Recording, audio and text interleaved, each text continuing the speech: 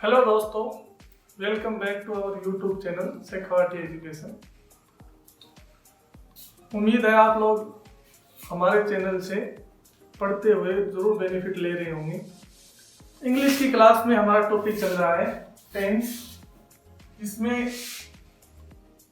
हमने 3 tense cover कर लिए थे, प्रेजेंट के, simple present, present continuous, present perfect. आज फोर्थ पार्ट जो है उसको पढ़ेंगे, जिसका नाम है present perfect continuous. Present perfect continuous. सबसे पहले देखेंगे verb has, have, auxiliary helping verb के रूप में, प्लस बीन प्लस वर्ब की first form plus ING. Has, have ये हमने प्रेजेंट परफेक्ट में भी देखा था इन दोनों वर्ब्स को, और अब यही हेल्पिंग वर्ब के रूप में प्रेजेंट परफेक्ट कंटिन्यूअस में बीन, उसके बाद मैन वर्ब की फर्स्ट फॉर्म और आईएनजी। तो ये तो है इसकी वर्ब। यूज उसी तरह से आई के साथ हैव, सिंगुलर जो सब्जेक्ट है, सिंगुलर सब्जेक्ट जैसे ही, सी, इट और कोई सिंगुलर सब्जेक्ट हो तो उसके साथ हैज, और प्लूरल जो सब्जेक्ट है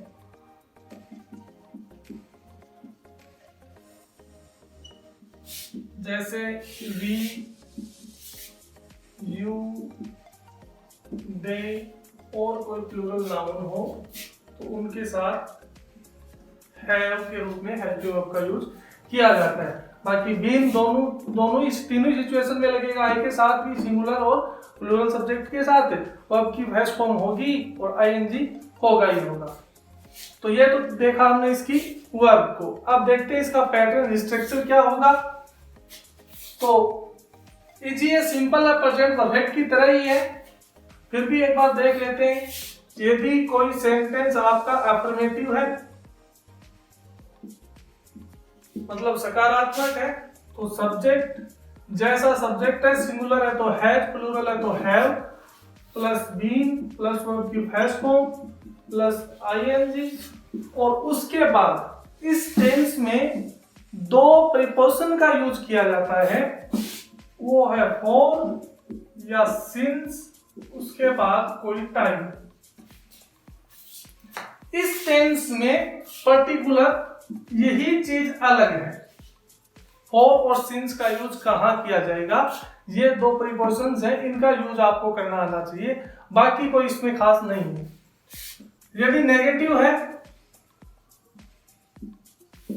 तो सब्जेक्ट प्लस हैज या have plus not plus been verb की first form plus ING, for या सिंस में से कोई एक, और उसके बाद आपका टाइम एडवर्ब जो भी होगी वो। यदि इंटरोगेटिव है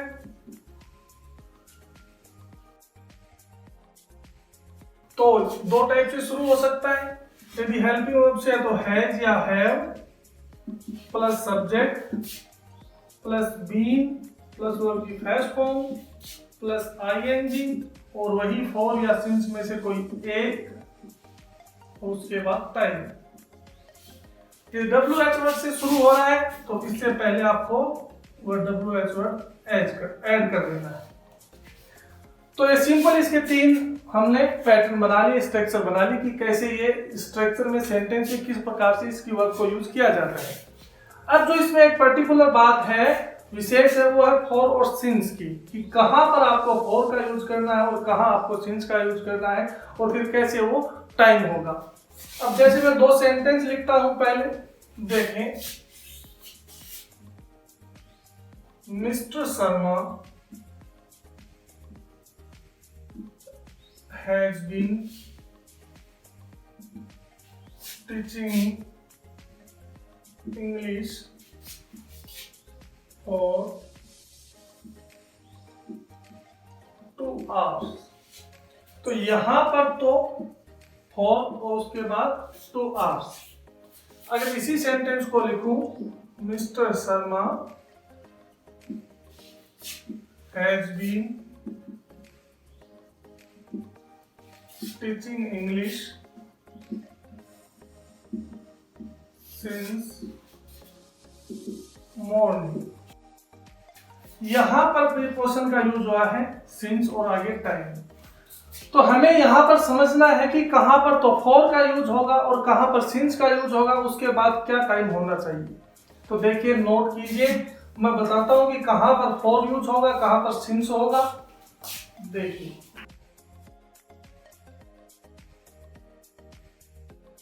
फॉर और सिंस। फॉर पर्टिकुलर यूज होता है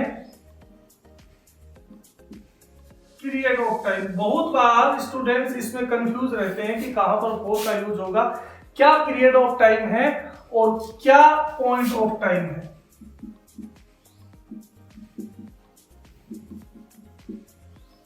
यह बताया जाता है कि किसी भी समय की बिंदु से पहले सिंस का यूज होता है और पीरियड है तो उससे पहले फॉर का यूज होता है। इसको समझना है कि पीरियड क्या है, मतलब अवधि होगी टाइम की, ग्रुप होगा टाइम का, 2 घंटे, 2 दिन, 15 दिन, 2 महीने, 2 साल, कोई लंबी अवधि हो इतने समय से, तो वो होता है एक अवधि।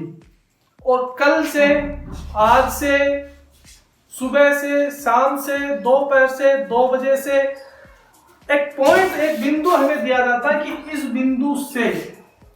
अब हमें ये इसका पर्टिकुलर टाइम का नहीं पता कि कितना टाइम हो चुका है, लेकिन ये बिंदु दे दिया गया कि उस समय से ये काम चल रहा है। और फॉर जो होता है उसमें साफ साफ हमें बता दिया जाता है कि टाइम की इतनी अवधि से, जितनी भी है, 2 घंटे या 5 घंटे या 5 दिन है, जितनी भी एक अवधि है, ग्रुप है, उससे हमें बता दिया जाता है और उससे पहले फॉर का यूज किया जाता है। मान लीजिए कोई ये कह रहा है कि मैं झुंझुनू से पैदल चलकर आ रहा हूं, झुंझुनू से पैदल चलकर आ रहा हूं, तो हमें एक बिंदु का पता चला कि वो वहां से चलकर आ रहा है। लेकिन हमें ये कह दिया जाए कि मैं 5 किलोमीटर से चलकर आ रहा हूं, तो अब हमें ये एक निश्चित एक डिजिट मिल गया है कि इतनी दूर से वो चलकर आ रहा है। तो ऐसा जो ग्रुप बनता है, जो अवधि बनती है, जो पीरियड बनता है, उसके लिए फॉर प्रीपोजिशन होती है। लेकिन जब कोई एक बिंदु हो जाता है कि उस समय से, उस समय हमें सिंस का यूज करना होता है। ये शायद क्लियर हो गया होगा। अब मैं बताता हूं कि किस प्रकार से फॉर का यूज करना है। जैसे सबसे पहले कोई कहे 2 hours, 3 hours, 5 hours, जितने भी 1 घंटे से, 2 घंटे से, 10 घंटे से, या फिर कहे 10 days, इतने दिनों से, मंथ्स कह सकता है, 3 months, ईयर्स हो सकती हैं, 15 years, या फिर सीधा सीधा कह सकता है a long period, एक लंबी अवधि से। तो एक अवधि है a long time, एक लंबे समय से, या फिर कह सकता है some time, कि कुछ समय से। तो ऐसी जो अपने को टाइम बताने वाली जो एडवर्ब्स होंगी, उनसे पहले फॉर का यूज किया जाएगा।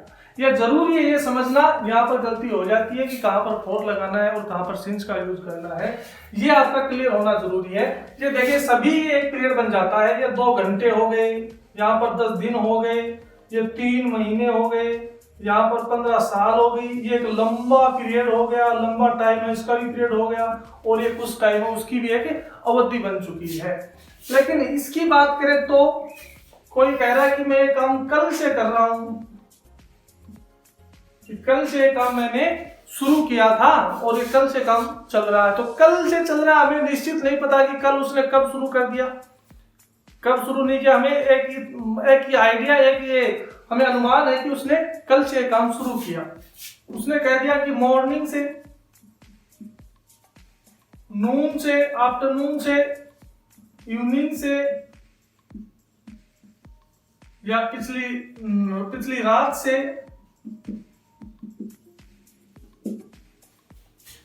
या फिर वो कहे कोई डेट दी जाए कि 5 जून से, या सिर्फ महीना ही दे दिया जाए कि वो जून से ये काम कर रहा है, या फिर कोई साल दे दी जाए कि वो 1991 से यहाँ पर रह रहा है। तो एक बिंदु हमें पता चल जाता है कि ये काम उस बिंदु से शुरू हुआ था, उस समय शुरू हुआ था और ये काम अब तक चल रहा है। तो ऐसी सिचुएशन जब हमारे पास होती है तो उस समय हमें यूज करना होता है प्रीपोजिशन के रूप में सिंस, और जब पीरियड ऑफ टाइम होता है तब हमें यूज करना होता है फॉर। तो इन दोनों में आपको डिफरेंस जरूर समझ में आना चाहिए, और जिस प्रकार से सेंटेंस डिमांड करता है उसी हिसाब से आपको उन प्रीपोजिशन में से कोई एक को यूज करना होता है। अब आगे चलते हैं, अब बात करते हैं इसके यूज की, कि ये जो टेंस है प्रेजेंट परफेक्ट कंटिन्यूअस, इसका इस्तेमाल कहाँ किया जाता है, कब इसका इस्तेमाल किया जाता है, इसका क्या यूज है। तो देखिए जो इसका यूज है वो पर्टिकुलरली एक ही इसका विशेष यूज है, मोस्टली इसका एक ही यूज है, वो है कि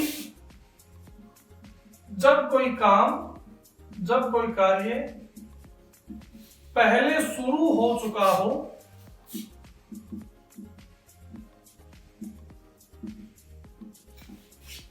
और वर्तमान में भी जारी हो।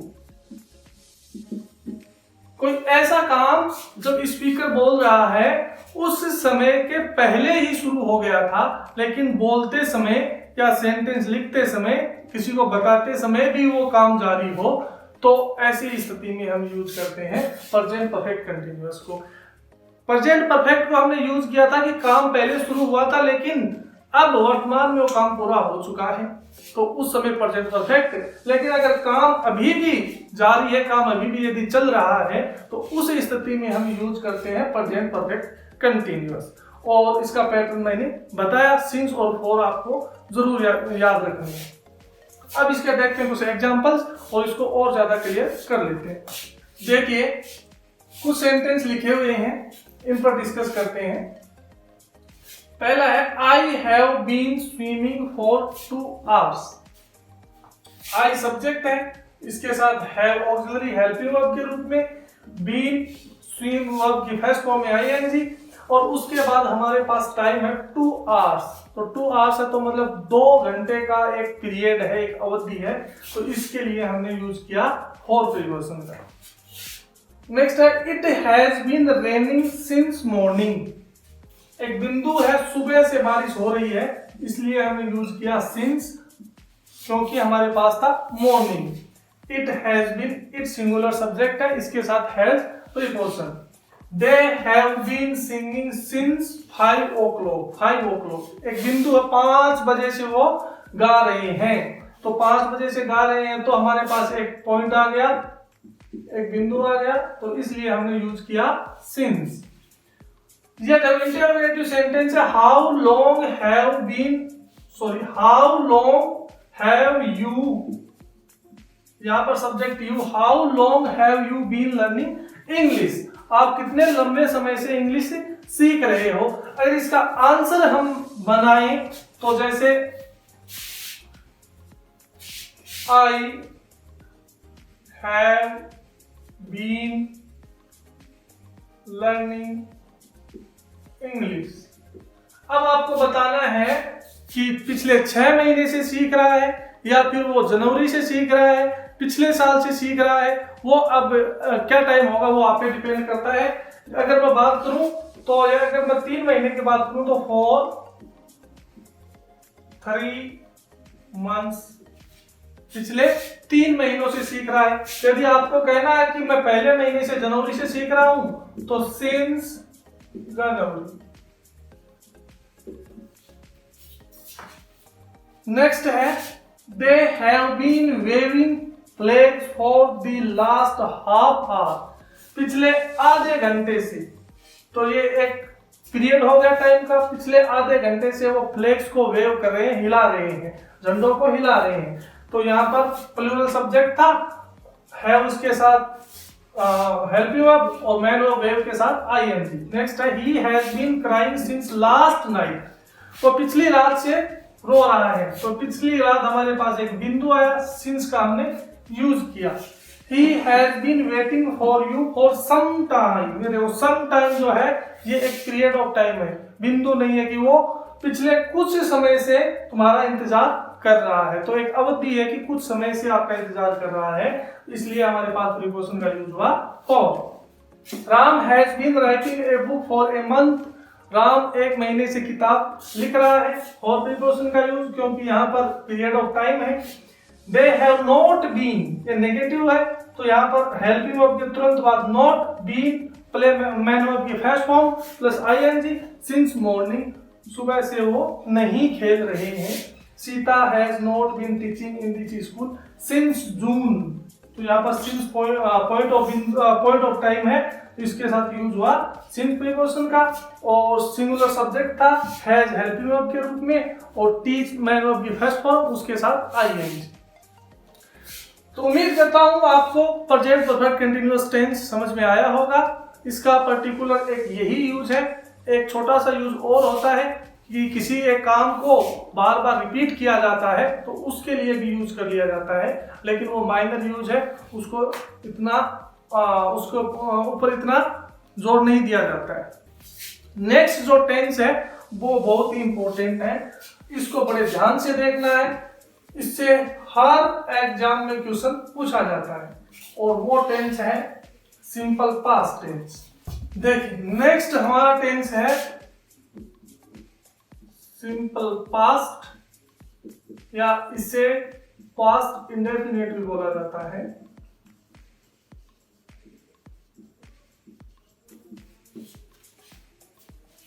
भूतकाल का पहला टेंस, पहला पार्ट, इसकी वर्ब की सेकंड फॉर्म या फिर डिड प्लस मैन वर्ब की फर्स्ट फॉर्म, इसको समझना बहुत जरूरी है। जिस प्रकार से सिंपल प्रेजेंट यदि आपको याद हो, उसी तरह से इसकी भी यहाँ पर दो वर्ब लिखी गई है। जैसे सिंपल प्रेजेंट में हमने लिखा था वर्ब की फर्स्ट फॉर्म प्लस एस या ईएस, या फिर डू या डज प्लस वर्ब की फर्स्ट फॉर्म। इसी तरह से सिंपल पास्ट की भी वर्ब की second form did plus verb की फर्स्ट फॉर्म, ये कैसे यूज किया जाएगा ये समझने वाली बात है। तो देखिए, यदि आपका सेंटेंस अफर्मेटिव है,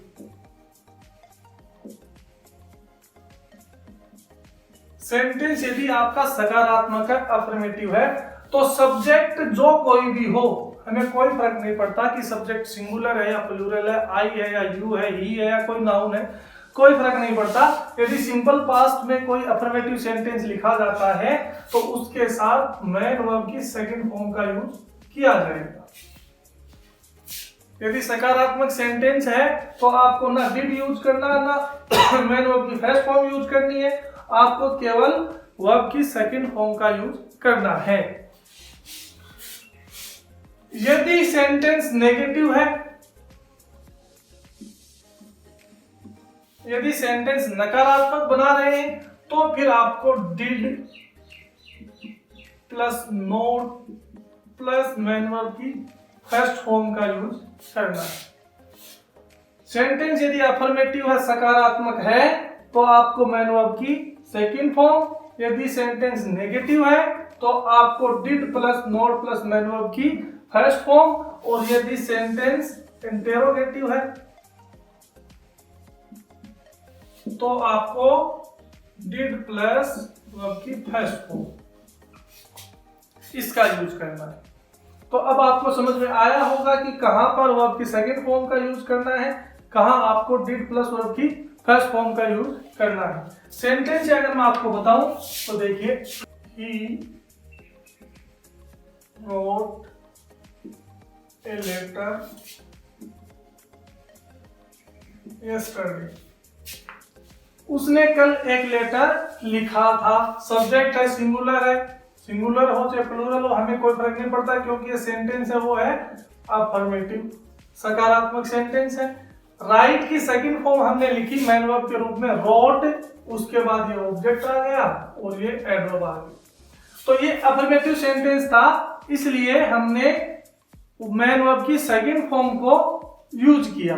यदि इसे नेगेटिव बनाया जाए तो he did not write a letter yesterday. अब ये यहां पर नेगेटिव सेंटेंस है, तो हमें ही के साथ डिड हेल्पिंग वर्ब के रूप में, नॉट मैन वर्ब की first form write a letter yesterday, उसने कल एक लेटर नहीं लिखा था। यदि इसे इंटेरोगेटिव बनाया जाए तो did he write a letter